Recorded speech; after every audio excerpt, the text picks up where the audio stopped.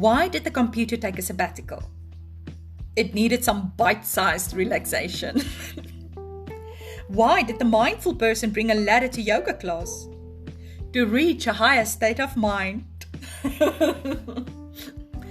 If your to-do list is so long, it's practically a to-don't list at this point. Don't fret. Help is on its way in Chapter 6, The Power of Time Management. Hi, I'm your host Nell, and today we embark on a quest to understand how to invest time wisely. This chapter delves into strategies for becoming a better investor of your time. Discuss techniques like time boxing, the Eisenhower matrix, and the importance of setting SMART goals. Explore the benefits of prioritizing ruthlessly, scheduling breaks, and creating a dedicated workspace. Before we discuss strategies for time management, where I'll share practical tips on how to become better investors of time, let me ask you 4 questions.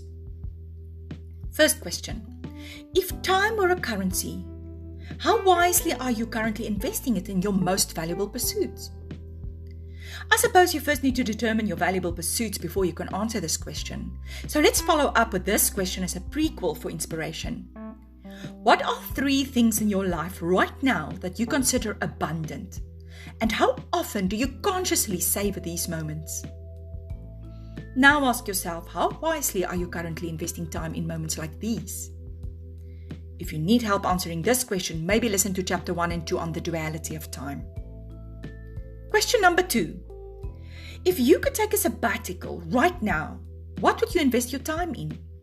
And what do you think you discover about yourself during that time? To help you with this question, reflect on a moment when the quality of your time was more impactful than the quantity. What made that moment special? Third question.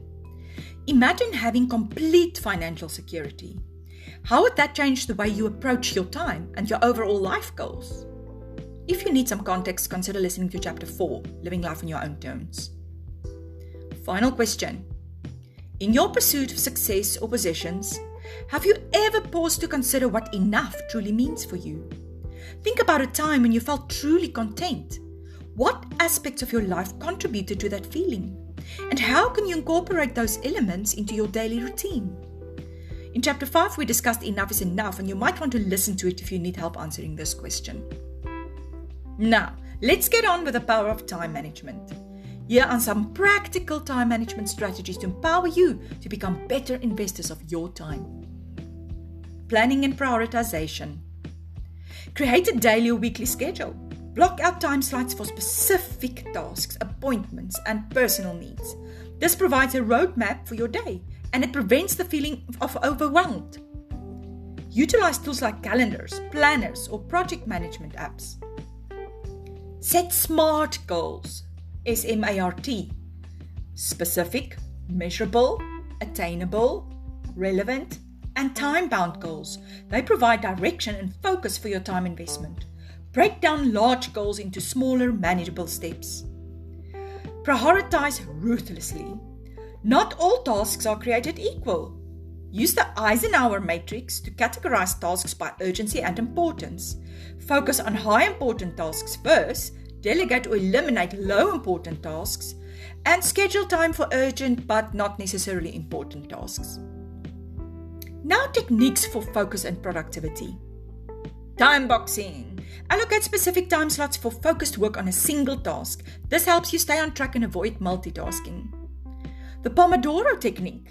Work in focused 25-minute intervals with short breaks in between. This technique promotes concentration and it helps to avoid burnout. Minimize distractions. Silence notifications. Turn off unnecessary browser tabs and consider using website blockers to minimize distractions during focused work periods. Batch similar tasks. Group similar tasks together to improve efficiency. For example, answer emails in one designated block instead of checking them constantly throughout the day. Now, some habits for long-term success. Start your day with intention. Establish a morning routine that sets the tone for a productive day. This can include planning your day, exercising, or practicing mindfulness. Schedule breaks and recharging time. Don't underestimate the power of breaks. Schedule short breaks throughout the day to prevent burnout and refresh your focus. Make sure to include time for activities that help you recharge, like spending time in nature, exercising, or socializing with loved ones. Learn to say no.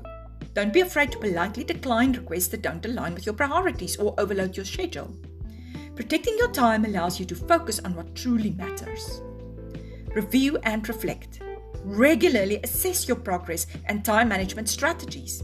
Identify areas for improvement and adjust your approach as needed. Track your time for a few days to see where it's actually going and then use that information to make adjustments. Now remember, consistency is key. The more you practice these time management strategies, the more effective you will become at investing your time wisely. In addition to the techniques mentioned above, there are some bonus tips. 1. Utilize technology. There are many productivity apps and tools available to help you manage your time, schedule tasks, and stay focused. Explore different options and find what works best for you. 2. Create a dedicated workspace. Having a designated space for focused work can improve your concentration and productivity. And 3. Embrace the power of no. Learn to say no to requests that don't align with your priorities or overload your schedule. Protecting your time allows you to focus on what truly matters. By implementing these practical strategies, we can become more mindful of our time investments and live a life that is both productive and fulfilling. I want to conclude this series with a few thought-provoking statements that summarizes the main principles we touched on during this podcast. Number 1. It's time for us to invest in life's currency. Time is a valuable resource. We should focus on how we invest it in our lives and see it as a currency for meaningful experiences. Number 2. We maintain a sabbatical symphony by strategically leveraging time for self-discovery and fulfillment. Number 3. All of us should try to balance the clock and the canvas and learn to navigate the delicate equilibrium between the quantitative and qualitative aspects of time. Number 4. We all want inner fulfillment. In order to live a balanced and fulfilling life, we have to be grateful and mindful in finding contentment. Number 5. Savor the journey. See the present as abundance, appreciating every second in the journey of life. Number 6. Our aim is to achieve balance by developing strategies to harmonize the pursuit of growth, improvement, and genuine appreciation of life.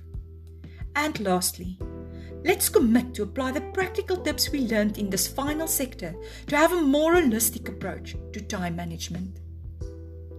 Thank you for joining me in this delicate dance between the ticking clock and the canvas of our lives. We have come to the end of the series Time, Master It or Be Ruled by It. May all of you live richly on your own terms. Until next time, this is Nell, signing off from Point of View.